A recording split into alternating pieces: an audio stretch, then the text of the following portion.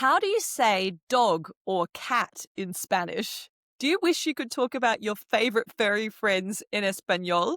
Well, stick around because today we're learning how to talk about pets in beginner's Spanish. Welcome to Spanglish Friends, the podcast for true beginner Spanish learners. Hola amigos, I'm Val, your experienced Spanish teacher and co-host from Venezuela. And I'm Em, your Australian co-host who's been learning Spanish for 10 years. We'll help you get confident listening and speaking beginner Spanish with content you can actually use in real-life conversations. Subscribe wherever you listen to podcasts and follow us on socials at Spanglish_friends. Let's get started. Comencemos. Hola amigos! Hola amigos and welcome to episode 39 of the Spanglish Friends podcast, episodio 39. Today we're talking all about pets in basic Spanish. And the best part? Not only will you learn the words, but you'll hear how to put them into sentences immediately, such as, I have a dog. As always, we love to keep things simple and structured. So we'll follow 3 guiding questions for this super fun lesson with pregunta número 1. How do you say the most common pets and animals in Spanish? ¿Cómo se dicen las mascotas y animales más comunes en español? Pregunta número 2. What endings do you need to make? Some common pets masculine or feminine? That's right, even our pets get gender in Spanish, and you need to know how to do it. ¿Cómo formar el masculino o femenino de nuestras mascotas? And our last question, pregunta número 3. How do I say basic phrases like, I have a dog, its name is this, in a simple sentence? And plus, how you can simply ask someone else, like, do you have a pet?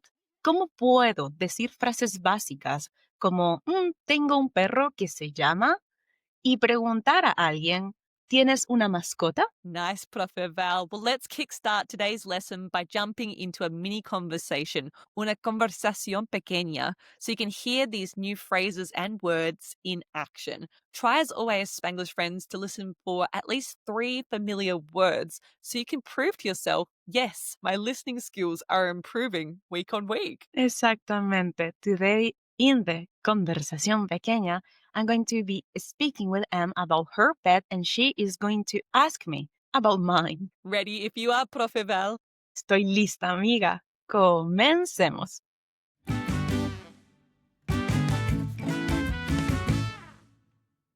Val, ¿tienes mascotas? Hola, Em. Sí tengo. Tengo una perra. Se llama Candy. Ella es pequeña y es muy tierna. ¡Ay, qué linda!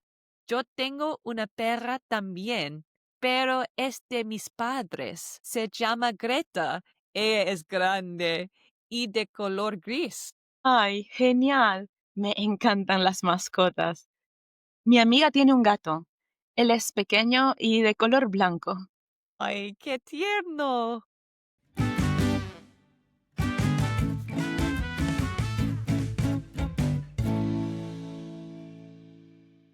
Did you catch some new words for our furry friends like perra and gato? These are our pets in Spanish. Let's break down this conversation by diving into our first question of today's lesson. And tell us, cuéntanos, how do you say the most common pets in Spanish? ¿Cómo dices las mascotas más comunes en español? Okay, let's start with the 5 most common pets. Let's do it. So a dog in Spanish is un perro. A cat is a gato. A bird is a pájaro. A fish is a pez. And a rabbit is a conejo. Okay, genial. Entonces, we have perro, dog, gato, cat, pájaro, bird, pez, fish, and conejo, rabbit. If you know how to say another animal or pet in Spanish, write it in the comments and share it with your fellow Spanglish friends, please. Yes, I'm sure there's many pets we have all over the world, but if you want to know the word for pet, it's mascota. And this word is what we would call a false friend word because it sounds like the word mascot in English, but it means pets. But maybe this is a good trick, Spanglish friends, to help you remember the words in Spanish. Just imagine like a giant dog dancing mascot at like a football game or something. And then you remember the word for pet in Spanish is mascota. So now we know some words for pets in Spanish, we need to talk about gendering them. Which brings us to our second question of the day. How do you make these common pets masculine or feminine? ¿Cómo cambias masculino a femenino? This is super important. Yes. So, friends, we know that all things in Spanish have a gender. It's just the way things are. So, you need to be conscious because you need to be able to say if you have a female dog versus a male dog. They're going to have different endings. And we're going to tell you when you need to change them right now. Tell us, Prof. Val. Basically, you use this when you're talking about a specific pet you have in mind, not just the animal in general. If you want to talk about an animal in general, you can just use the default, which is the masculine form. That's right. So if I'm just going to talk about any random dog, I would just say un perro, okay? If we remember to our earlier episodes of Spanglish Friends, we've already taught you the secret trick when you need to change the ending of a noun, a person, place, or thing. Okay, if it ends with an O, it's going to go with the flow. It's going to change endings. Same with the pet. If it ends in O, it's going to go with the flow. The ending is going to change based on gender. But if the pet ends in other stuff, right, it stays tough. The ending of the word, in this case, the pet, it does not need to change based on its gender. I love this expression so much. Ends in O, goes with the flow. And all other stuff, it stays tough. Doesn't change its ending, basically. So let's put this into a practice, into examples with pets we've learned. For example, el perro would be the male dog versus la perra would be the female dog. And when I used perra twice in our conversation, when I said I had una perra, tengo una perra, a female dog, and I told you what her name is. Se llama Candy. This is how you can say what their name is. The phrase to use is se llama plus the name of your pet. So we have perro for a male dog and perra for a female dog. That's a good way to practice rolling your R's with dogs. So if you want to talk about cats, let's say you want to talk about a male cat, you would say el gato, the male cat, versus la gata, the female cat. It has an O, it goes with the flow, the default version, so it changes to gata. Or if I wanted to say I had a male rabbit, it would be el conejo.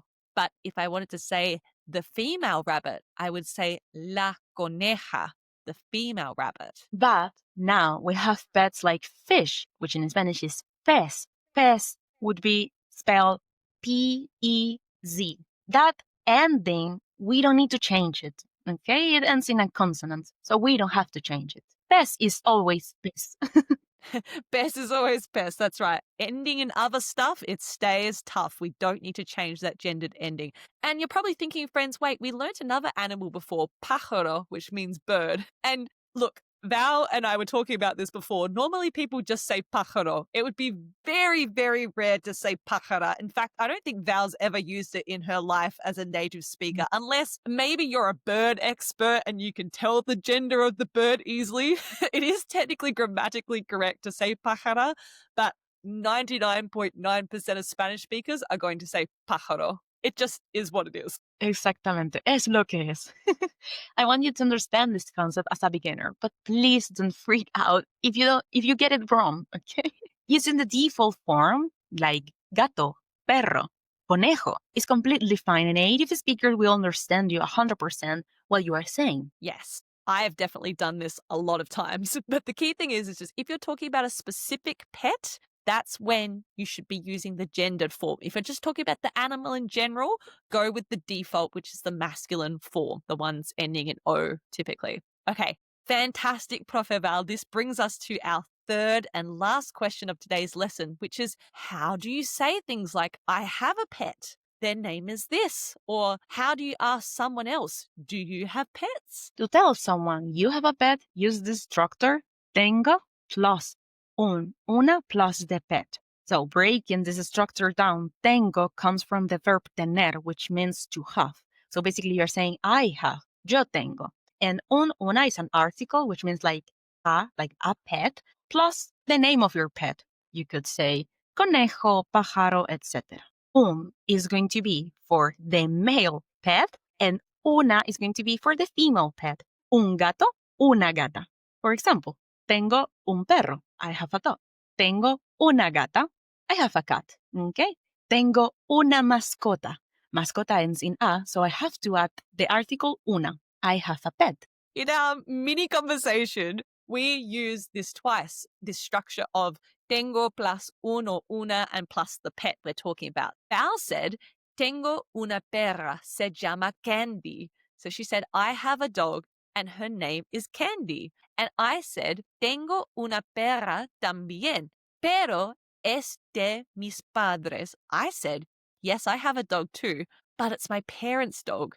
Es de mis padres. Se llama Greta. I use that structure to say what my pet's name was. Se llama plus the name of the pet. Her name is Greta. And if you want to ask someone else, do you have pets? You can ask, ¿Tienes mascotas? Again, tienes comes from the verb tener, which means to have, and you're saying like you have, tienes, and mascotas, now we know, is pets. Now you can reply with things like, sí, tengo un gato. I have a cat. Mi amigo tiene una gata. My friend has a cat, a female cat in this instance. Like Val said earlier on, the world is your oyster. You can start structuring sentences together with the verb tener plus uno, una, and the pet that you're talking about. Nice. I think now it's time to break down our mini conversation. What do you think?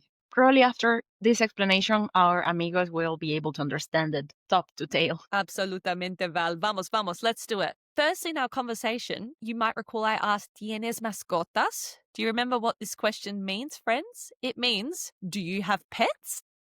¿Tienes mascotas? Which I replied, sí, tengo una perra. We learned this structure. Tengo una, I have a perra, female dog. Se llama Candy. I said, her name is Candy. Then I want also to describe her a little bit more. Ella es pequeña y es muy tierna. She is small and very cute. Muy tierna. Nice description, Val. I added que linda, which is like how pretty. I followed with yo tengo una perra también. So I added también to say I also have a pet. I also have a female dog. But es de mis padres, we learned that means it's my parents' dog. Then I said her name, se llama Greta. And I described Greta. I said, ella es grande, which means she is big. I was describing what color her fur is. I said, y de color gris. She has gray fur. Oh, mi salchichona. My little sausage. It's so cute. She is like a chunky little sausage. I responded, ¡Qué genial! How great! And I added, me encantan las mascotas. I love pets. And I said, mi amiga tiene un gato. My friend, mi amiga, tiene un gato, has a male cat. And I described him by saying, es pequeño, he's small, y de color blanco, and he's white. And then I finished the conversation with a common expression when talking about pets you can use, friends, which is que tierno, which means how cute. Que tierno. Nice, amigos. Nice. Our goal is to help you cement what you've learned today. So now let's recap the 3 key learnings, nuestras 3 cosas clave, and getting involved in our reto de la semana, our challenge of the week. Okay, so grab a pen and paper, friends, so you can write down these lessons and commit them to memory. Can you remember the first thing we learnt today, friends? You learnt how to say 5 common pets in Espanol. What were they, Profe Val? Perro, dog, gato, cat, pájaro, bird, pez, fish, and conejo, rabbit. Secondly, you learnt if you're talking about a specific pet or animal, you need to change the ending of the word to match its gender. If it ends in O, it goes with the flow. You need to change it. If it ends in other stuff, it stays tough. You don't need to change its ending. Perro would become perra for a female dog. Gato would become gata for a female cat. Conejo becomes coneja for a female rabbit. Pájara is sometimes used for female birds, but we talk about it. Normally, we just say pájaro, as it's hard to tell the gender of birds. And pez, because it ends in Z and not in O, it stays tough and is always pez. And finally, friends, you learnt how to say if you have a pet, what's its name, and how to ask someone else if they have a pet too. Using the structure tengo plus un or una, depending on its gender, plus the pet. Like, tengo un perro. I have a dog. Tengo una coneja. I have a female rabbit. And to ask someone else, you can say, ¿Tienes mascotas? Do you have pets? And to tell the name of your pet, you can say, se llama plus the name. Its name is, and you say the name, el nombre. Nice. Now you can put what you've learned today immediately into practice and commit it to memory with our reto de la semana, our challenge of the week, Spanglish friends. Which is, tell us if you have a pet. You can say, tengo un perro. Tengo una gata. And if you don't have any, you can say, no tengo una mascota. I don't have a pet. We look forward to shouting out friends that comment in an upcoming episode. Yes. And speaking of fantastic friends, let's do our Spanglish friend shout out of the week. See, this week's shout out goes to Nirvana, who texted us via Instagram saying, found you guys from your podcast. I'm not necessarily a beginner, but I found your podcast so helpful with understanding concepts. Thank you, guys. This is so lovely. Muchísimas gracias, Nirvana. Yes, this comment definitely made our day. Thank you. And this is why we created this show in the first place, to help beginners and those who want to revisit the basics of Spanish to understand everything from scratch. We're glad you're enjoying the show. Absolutely. This encourages us to keep doing what we do. That's right. And spoiler alert before we head off, friends, next week, I can't believe it, Val, we are hitting our 40th episode. Episodio 40. That's incredible. And to celebrate, we are going to be doing another special video episode.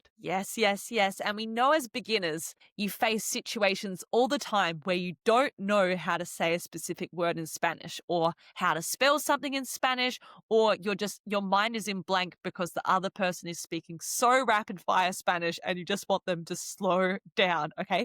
We're going to teach you all these helpful phrases you can use to keep conversations flowing in Spanish as a beginner, such as, can you repeat that? How do you spell that? Or how do you say something like this thing in Spanish? So you can keep conversations flowing and you don't have to default back to English. Super, super handy. Okay, amigos, have the best week. Thank you for listening. And remember, as always, practice makes progress, not perfection. Sí, sí, sí. Gracias por escucharnos. Hasta pronto, amigos. Chao, chao. Thanks for listening to Spanglish Friends. We're both so proud of the time you're investing to level up your Spanish skills. If you've enjoyed today's episode, follow us, leave a rating, or tell a friend about the show. It helps our awesome community grow. Join fellow beginner Spanish learners by following us on Instagram and TikTok at Spanglish_friends. Congratulations on taking another step in your Spanish learning journey. Hasta la próxima, amigos.